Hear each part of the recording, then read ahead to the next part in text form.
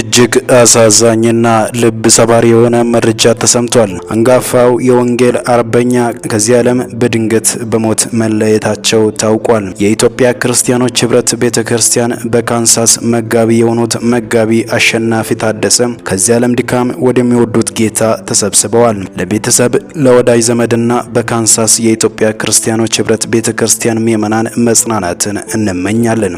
ለምንድን ነው በኦርቶዶክስ ላይ ይሄ ነገር መከራ የሚበዛባት ይላል? በኦርቶዶክስ ላይ መከራ የበዛባት አንተ ስለተኛ ነው። የኦርቶዶክሱ አማኝ አንተ ፋይት ስለማታደርግላት ነው። ኦርቶዶክስ እጅና እግር የላትም። የኦርቶዶክስ እጅና እግሯ አንተ ነህ። አገልጋይ እዩ ጩፋ አከርካሪው ለተሰበረው አክራሪ ቡድን ይድረስ ሲል ከቃለ ሕይወት ቤተክርስቲያን ለተነሳበት ተቃውሞ መግለጫና ምላሽ ሰጥቷል። ቃለ ሕይወት ለነቢያት ካለው ጭፍን ጥላቻ የመነጨ ባረጀና ባፈጀ በአንደኛው ክፍለ ዘመን በቀረ በሃይማኖታዊ ጥላቻ የተጠመዱ ናቸው ሲል ገልጾ አከርካሪው ለተሰበረው አክራሪ ቡድን ይድረስ ሲል መግለጫውን አስተላልፏል። የኢትዮጵያ ቃለ ሕይወት ቤተክርስቲያን ስራ አስፈጻሚ ኮሚቴ አማካኝነት ጥቅምት 28 2018 ዓ.ም ነብይ እዩ ጩፋን በተመለከተ የወጣው ደብዳቤ እርሱንም ሆነ እርሱ የሚመራውን ታላቅ ህዝብ የማይመጥን እንዲሁም ለነቢያት ካለው ከጭፍን ጥላቻ የመነጨ መሆኑን ፍንትው አድርጎ ያሳየ መግለጫ ነው። ይህ መግለጫ ከመጽሐፍ ቅዱስ ትምህርት ከቤተክርስቲያን ህግና ከመንፈሳዊ መመሪያ ጋር የማይጣጣም መሆኑን በሚገባ ተገንዝቤያለሁ። የቤተክርስቲያን ዋና ተልዕኮ የሰዎችን መዳንና መንፈሳዊ እድገት መሆኑ እየታወቀ ዋናውን ተልዕኮ ወደ ጎን በመተው ባረጀና በፈጀ በአንደኛው ክፍለ ዘመን በቀረው በሃይማኖታዊ ጥላቻ መጠመዳችሁ ሌላ አሳፋሪ ጉዳይ ነው። ብዙ ምዕመናንን አቅፎ የያዘ ትልቁ ተቋም ትልቁን ተልዕኮ ከረሳ ክሳራ ውስጥ መሆኑን እግረ መንገዴን እየገለጽኩ እኔ የኢትዮጵያ ቃለ ሕይወት ቤተክርስቲያን ስራ አስፈጻሚ ኮሚቴ አማካኝነት ተላላኪ ሳይሆን ወደ ዓለም ሁሉ ሄዱ ወንጌልንም ለፍጥረት ሁሉ ስበኩ ከተባሉት ውስጥ ያለውና ድርሻዬን በሚገባ እየተወጣሁ ያለው ሰው ነኝ። በመጨረሻም የዚህ መግለጫ አውጪዎች ራሳቸውን የኢትዮጵያ ቃለ ሕይወት ቤተክርስቲያን ስራ አስፈጻሚ ኮሚቴ ብሎ የሚጠሩት የተከበረውን የእምነቱ ተከታዮችን የማይመጥኑ በጥላቻ የታወሩ ኃላፊነት የጎደላቸውና ኋላ ቀር አስተሳሰብ ያለባቸው መሪዎችም ጭምር መሆኑን በደንብ ገልጻል ሲል ነው ነብይ እዩ ጩፋ የኢትዮጵያ ቃለ ሕይወት ቤተክርስቲያን ባወጣው የተቃውሞ መግለጫ ላይ ይህንን ምላሽ የሰጠው። ነብይ እዩ ጩፋ የክራይስት አርሚ ኢንተርናሽናል ቸርች ፕሬዝዳንት፣ የኢትዮጵያ ፔንቴኮስታል ቤተክርስቲያናት ምክትል ፕሬዝዳንትና የኢትዮጵያ ወንጌል አማኞች ካውንስል ቦርድ አባል መሆኑ ይታወቃል። ለምንድን ነው በኦርቶዶክስ ላይ ይሄ ነገር መከራ የሚበዛባት ይላል? በኦርቶዶክስ ላይ መከራ የበዛባት አንተ ስለተኛ ነው። የኦርቶዶክሱ አማኝ አንተ ፋይት ስለማታደርግላት ነው። ኦርቶዶክስ እጅና እግር የላትም። የኦርቶዶክስ እጅና እግሯ አንተ ነህ። በዚህ በቲክቶክ ላይ እየወጣችሁ ማርያምን አትንኩ ኦርቶዶክስን አትንኩ እያላችሁ የምትሟገቱ ደግሞ ከጴንጤው እንትን ጋር ዋጋ አጥባቂ ጋር እስቲ ጎ አውት ፕሮቴስት እስቲ አድርጉ። ወግ ይድረሳችሁ እስቲ። ልክ ለቤተ ክርስቲያኒቷ እንደተቆረቆረ ለእምነቱ እንደቆመ አይነት እዛው በቃ ጀስት ዩቲዩብ ስክሪን እንትን ላይ ወጥቶ ኦርቶዶክስን አትንኩ ምናምን ብሎ ስለጮኸ ታገለ ማለት ነው። እንግዲህ በሱ ቤት ሰፈር ውስጥ እንኳን ወጥቶ ፕሮቴስት አያደርግም።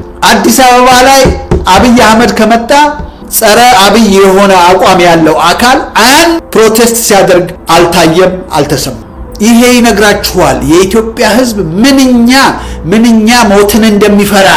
ከሚሞት በባርነት ለዘላለም እየገረፍከው ብትኖር ደስታውን አይችለው።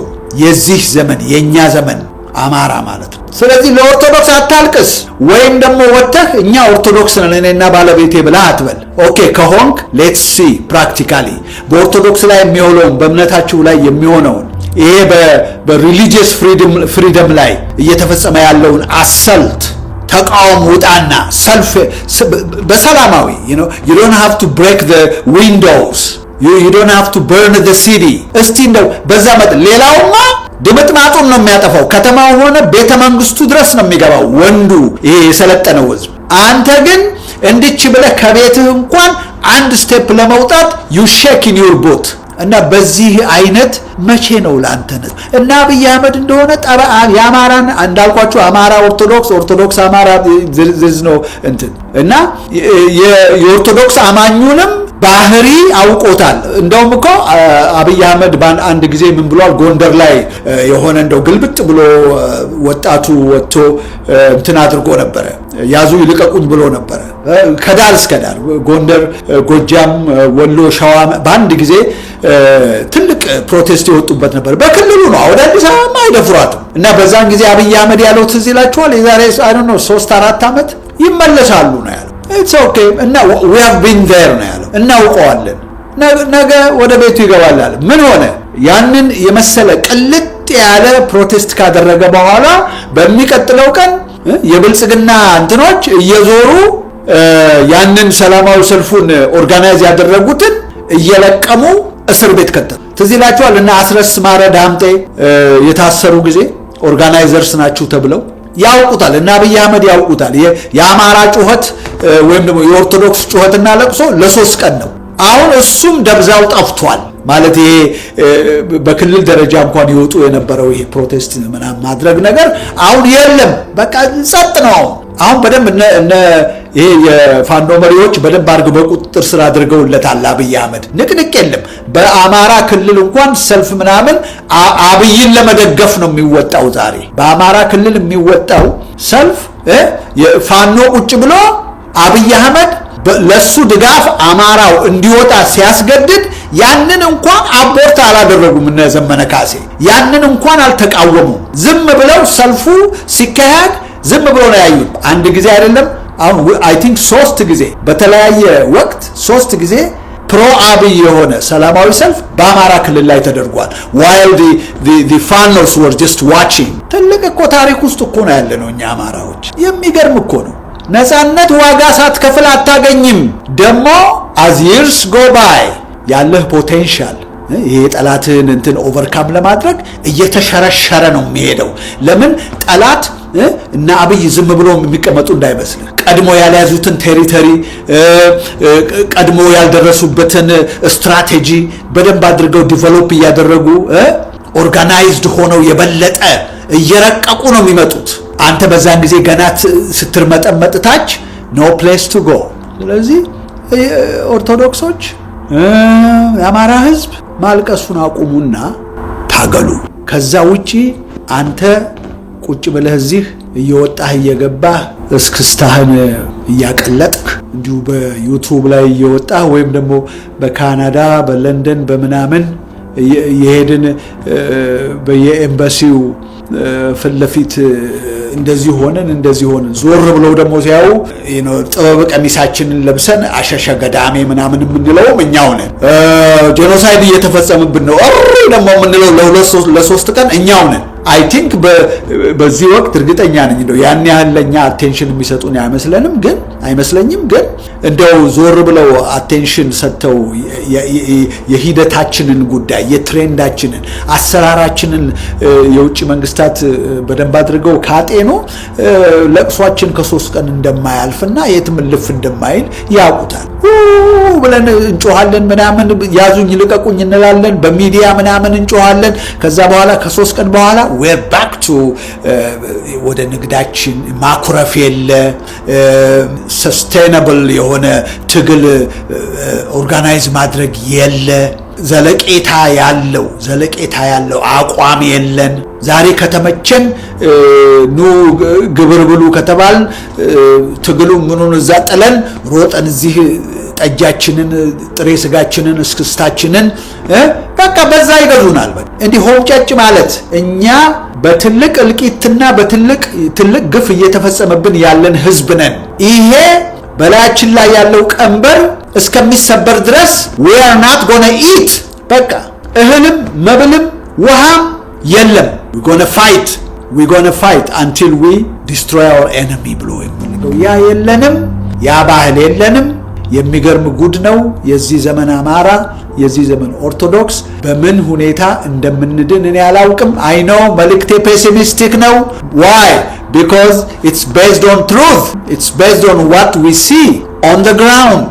አዎ ኤቭሪ ታይም የምነግራችሁ ነገር ምክንያቱም በሌላው ሚዲያ በሙሉ በማለት በሚባል ደረጃ ማለት ነው በሙሉ በሚባል ደረጃ ሮዚ የሆነ መልእክት ነው የሚያመጡላችሁ አማራው እያለቀ በዚህ በኩል ፋኖ ይሄን ያህል ማረከ በዚህ ምናምን የሚል ነገር ይሞሏችኋል you like that በቃ ይኸው ከዓመት ያው ነው 5 4 6 ዓመት ምናምን ይሄ ነገር አይለውጥም እንዴ or when are we going to see the result ብላችሁ መጠየቅ የለም ሰፍ ነው በቃ በየለቱ የሚሰጧችሁን ይዛችሁ ነው የምትሄዱት የዛሬ ዓመት ይሄ ወሬ ተወርቶልናል እንዴ ምንድነው ነገሩ ማለት እኮ አንድ ነገር እኮ ነው በየጊዜው ዘሴም አይነት ምግብ ይመግቡናል ማለት ነው እና that's fine ስለዚህ ይቅርታ አድርጉልኝ በኔ ሚዲያ በዚች በዩቲዩብ ማለት ነው ከዚህ ከቤት ማስተላለፍላችሁ አሸንፈን ትግሉን ከአማራ ክልል አውጥተን አብይ አህመድን ማሯሯጥ ስንጀምር ከቤተ መንግስት ቢፈልግ በሄሊኮፕተር በፈለገው መንገድ ሲሸሽ ሲሮጥ ያን ጊዜ እኔ መጥቼ እዚህ የእልልታ ወሬ እያሸነፍን ነው አሸንፈናል የሚለውን ወሬ እኔ ደግሞ ያለ ምንም ሪስትሪክሽን እጮህላችኋለሁ not 1 minute before that ከዛ በፊት ግን እኔ እውነቱን ለመናገር የአማራው መከራ ገና ነው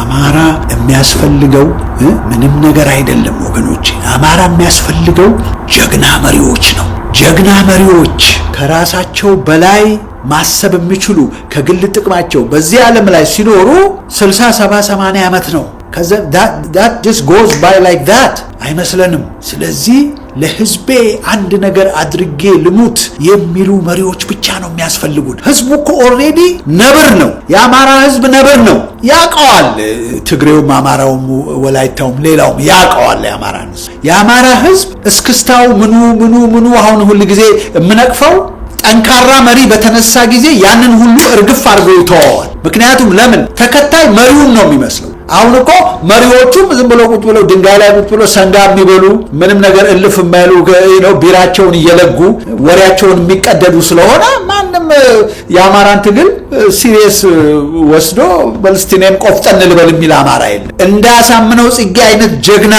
ሲፈጠር ግን ሰራዊት ማንን ነው የሚመስለው መሪውን ነው ስለዚህ ብዙ አይደለም የተወሰኑ 2-3 ሆምጫጫ መሪዎች ይሄ በጎን አብይ አህመድ በብር የማይገዛው በሰሊጥ መሬት የማይገዛው በሹመት የማይገዛው እንዲያውም አሁን እርግጠኛ ነኝ ጀነራል አሳምነው ጽጌን በዛ መልክ አፕሮች ለማድረግ ሳይፈሩት አልቀሩ ምክንያቱም ማንነቱን ያውቃሉ እና አማራ ይሄ ራሱ ሰፊው የፋኖ ሰራዊት እኮ ጀግና መሪ ለአማራ የቆመ አማራ የሆነ አማርኛ ተናጋሪ ማለት ያለው አማራ የሆነ በስነ ልቦናውም ማለት ነው ደግሞ በባዮሎጂ ማለት ብቻ ሳይሆን በስነ ልቦናው በተልእኮ አማራ የሆነ ጀግና መሪ አንድ ቢያገኝ እኮ ይሄ ያለው ፋኖ ራሱ ወደ ነበርነት ሲለወጥ ታዩታላችሁ እንደ መሪው ነው መሪው ሆምጫጫ ጀግና ከሆነ ወታደሩ ታች ያለው በሙ አያችሁ በመጀመሪያ ከሱ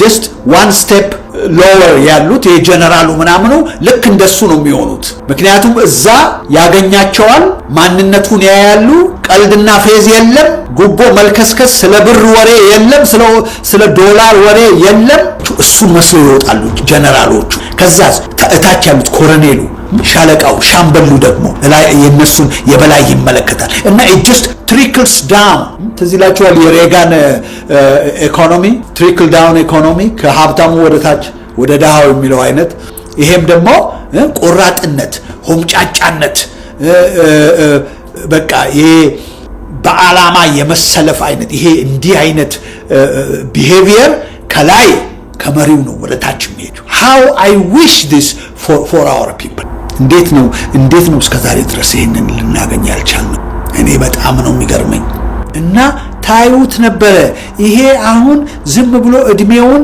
ጫካ ውስጥ እየተቀመጠ ጊዜውን የሚፈጀው የፋኖ ሰራዊት ሲለወጥ ታዩት ነበር ይሄ ለስላሳ ነው ምናምን ነው ብለን የምናወራው የፋኖ ሰራዊት ሆምጫጫና ጀግና መሪ ቢያገኝ ልክ ጠላቶቹን እንደሚያደርጉት እሱም እጅግራቸውን እየቆረጠ የሚልክ ጀግና ሆምጫጫ ሰራዊት ሲሆን ታዩት ነበር right before your eyes።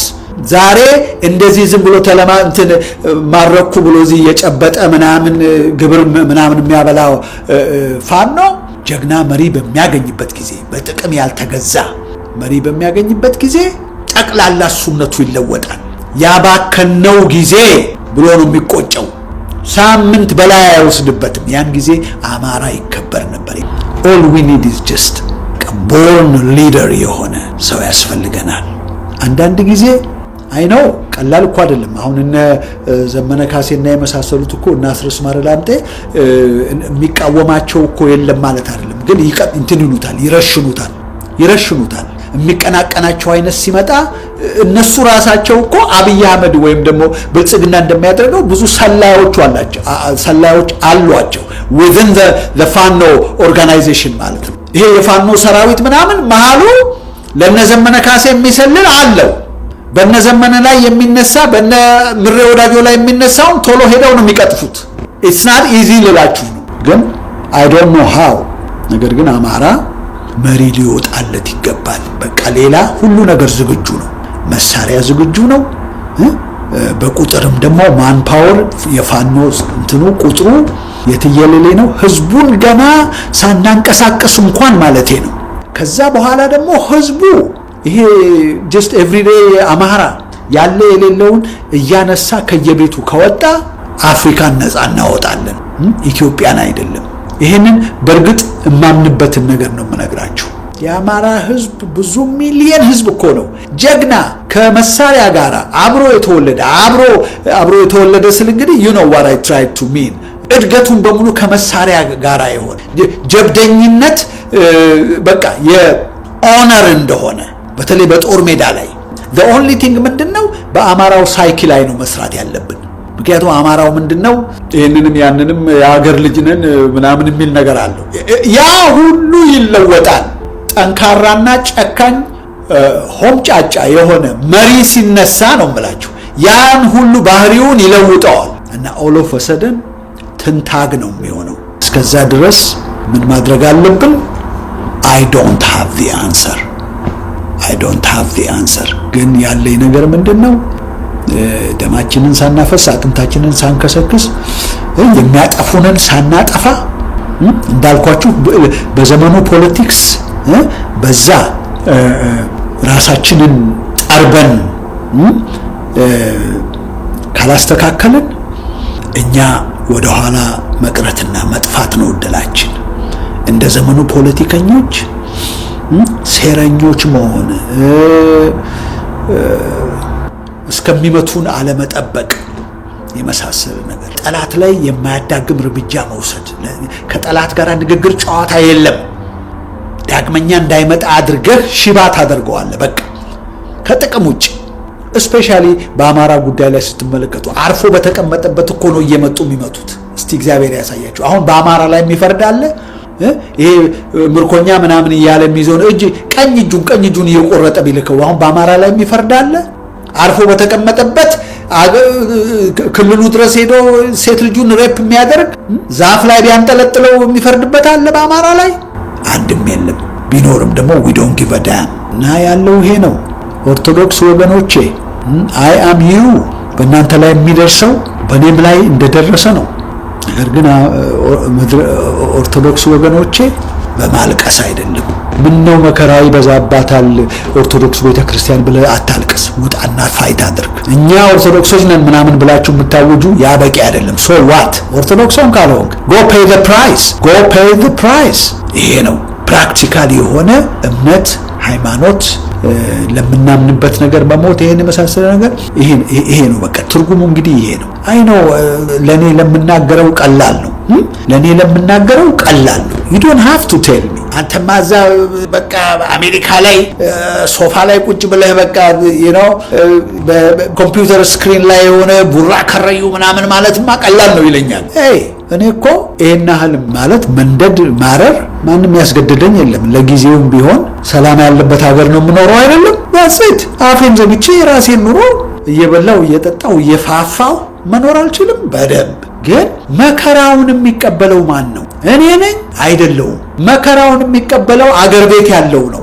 ስለዚህ ነው መከራ አትቀበል ተነስ ብዬ የምለው ለዚህ ነው። አይ ኩድ ጀስት ኪፕ ኳየት የለም ዝም በልና በቃ ለምን መከራ ይደርስብሃል እንዳትሞት ምናምን ብዬ እንዳልን እቤቱም ቁጭ ብሎ እየገደለው ነው። የሚገርማችሁ ነገር እኮ ይሄ ነው። ፕሮቴስት አለማድረግ አለመቃወም ካለው መንግስት ጋር ተስማምቶም እኮ መኖር አማራውን አላዳነው። ኢት ዳዝንት ማተር በቃ አማራ ነህ አይ ዶንት ኬር። በኦሮሞው ላይ ምንም አይነት ኦፖዚሽን አቀረበ አላቀረበ አማራ ያ አይደለም ይኑር ይሙት የሚወስነው ምንድነው? አማራነቱ ነው። አማራነቱ will decide whether he is going to live or not or die። ስለዚህ አርፈ ቤት ተቀመጥ ምን በወጣህና ወደ ውጪ ወጥተህ ችግር እንዳይገጥም ምናምን ብለህ እንዳትለው ባይወጣም እየገደለው ነው ልላችሁ ነው። ስለዚህ ያው መሞትህ ካልቀረ ደግሞ ፋይት አድርገህ መሞት